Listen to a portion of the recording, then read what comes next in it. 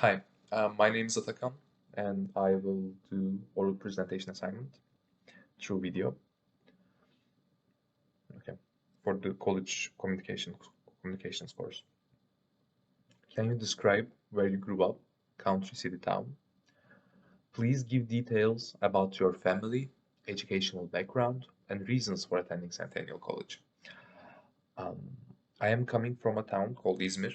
It is by the Mediterranean Sea, and it has 4.5 million people, so it's a decently large city. About my family, I'm an only child. I don't have any siblings.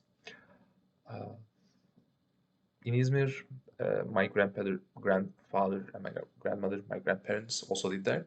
So I spent lots of time with them while I was growing up. Also, my parents divorced when I was 16, and I don't have the best relationship with my dad, and we are not currently talking, or we are not in contact. My educational background is this. I finished a bachelor in computer science and engineering at one of the most prestigious universities in Turkey.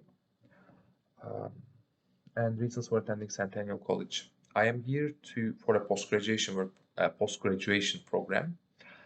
Um, I'm studying artificial intelligence. I want to specialize on that. Also, I want to work in North America as a software engineer. It's one of the best places that you can work in my profession. That's why I'm here. Yeah. What is so Toronto is I think the third best city after Seattle and San Francisco. Toronto is the third best place to work as a software developer, a software engineer. That's why I chose Centennial College. What is your definition of culture? I think culture is shared set of values by a certain group of people. They might consist of, cooking meals, speaking same language. Um, yeah, essentially just a set of values that are enforced, not harshly, I think, because otherwise it would be law, but informally, I would say. I think that's culture. Who holds the most status in my family? Well, technically, in my core family, let's say, I don't know if it's English. My mother holds the most status. Also, in our extended family, she holds the most uh, status because she's the most successful one out of her siblings, or most people around her. Uh, she's a really hard worker, and she has, overcame a lot of stigma. So yeah, are the roles of men and women specially defined in your family? Well, back when my father and my mother was married, they would both work and they would both provide for the family. But when they came home, my mother would also cook and would take care of me. So that was it. Like father wasn't the sole provider, but my mother just had more responsibilities. And I think that's really not fair. That's not how I do my relationships in life. Um, yeah. How do you define success? I think success uh, is a set of, like you set certain number of goals and you say, I want to come to Canada, and you come to Canada. No, that's a success, essentially. Yeah. So I would define it as a set of predetermined rules that you successful that you have realized, essentially. Yeah. Uh, and I think it's it's not a long process. I mean, I don't think a person is successful. I think it's just when you meet those goals, you are successful for a small amount of time. You did it. Great. On to the next one. How important is education in your family? In my family, education is really important. Most of my aunts, my extended family are university graduates. I think only one person is not. And I have a large family, even though I'm an only child. Um, so most of them are engineers, doctors, few teachers. So it's really important. Also, my grandfather really is fond of education. He's coming from a small village in Turkey, and at that time it wasn't common for people to go to university, but he really wanted to do that. He wasn't able to. He, I think, went as far as he could until high school, and then he had to work. But he really wanted his children to go to university. Also, back at that time, again, like women really weren't going to university as much as men, and there was a stigma around it. But my grandfather thought that was wrong because she also had lots of sisters, and they ended up in bad situations and they couldn't provide for themselves. So uh, he really wanted his children to do something different with their lives. That's why, yeah, education is really important. Um, did you ever live with your Yeah, I lived with my grandparents before coming here actually for 3 months because again I grew up when I was growing up because both of my parents were working. We were spending lots of time, so they really liked it. So they really liked me, and I really liked them. So we spent lots of time together. We talked a lot. Uh, yeah. Okay, this is a long question.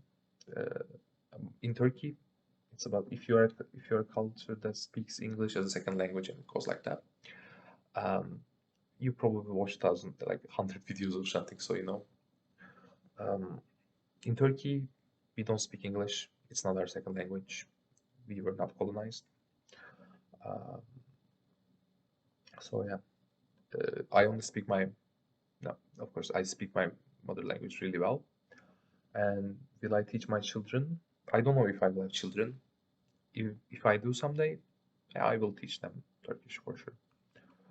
How is physical contact within your culture? Yeah, physical contact is extremely common. We hug, we kiss on the cheek, we give each other pats. Yeah, it's like it's really used as to show affection or that you care about someone. What is considered most disrespectful in your culture? Being disrespectful against elderly, yelling them, especially your grandparents. Also calling someone by their first name in, you know, if they're much older than you, that's considered disrespectful. What is considered most respectful? Okay, in festivities. Um, okay, I skipped the question. I'm really sorry. I'm also gonna answer that.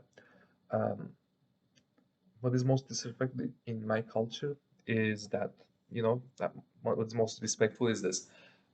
In festivities, we have a special ceremony, not really a ceremony though, it's just something we do. If someone older than you, like by 15 years, hands you up his or her hand, you just kiss it, and that's a huge sign of respect. And when you're little, you get paid money for it, but when you grow up, you keep doing it, but you don't get any money. So that's life, being adult is far less superior to, it's like less superior to being a child. How important is religion to my family and why? Well, religion is really important to my family. I don't believe in religion. I'm an atheist, but for them it's really important. We did all Muslim traditions when I was growing up, but I've then realized religion is not for me really. I tried, going to church as well. I don't like it. Religion, concept of religion in general. Um, so I think it's important because it brings people together, and it's also a huge part of culture. So yeah, I think it's important. Most of my family knows that I don't believe.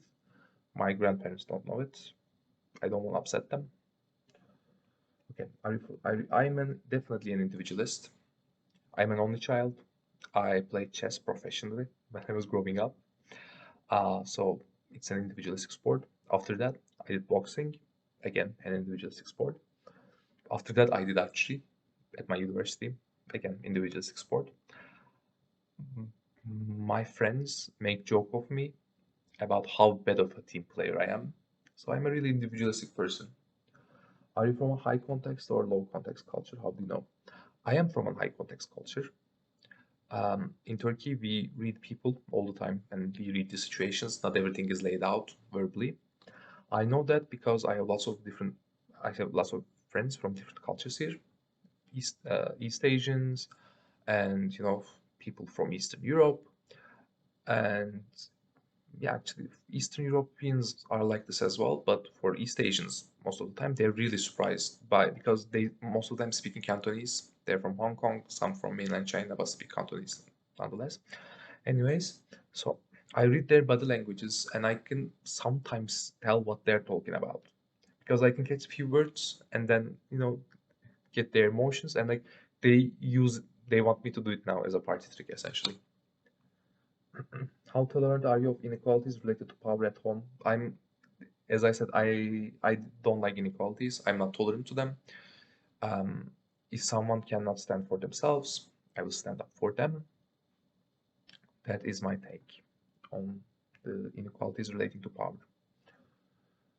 Uh, Also in society as well. Um, I try to be objective about issues uh, and stand by the people who are being oppressed in general, if that makes sense. After a review of your personal cultural experience, do you think adjusting to a new culture is an easy or a difficult task for you? Provide reasons for your answer. For me, I think adjusting into a new culture is fairly simple. I lived in Spain for a while. I lived in London before, mm, for some for some reasons. Anyways, so at those times I just I adapted to their culture, which was really different. Uh, like even Madrid and London is quite different from each other. And I have a huge appetite for learning new things. I think yeah, I know that I'm gonna live once, so I wanna experience as many things as possible. So yeah, that's why I'm trying to blend in. I can also speak Spanish. I learned it. There is no practical use for me in my profession as a software engineer. No one cares which languages you speak, but I still wanted to do it, and I'm pretty decent at it. So yeah, I really like learning about new cultures, new foods. I can eat anything essentially. So yeah, so I would say I am good at that. And thank you for listening to me. This is the end of my video.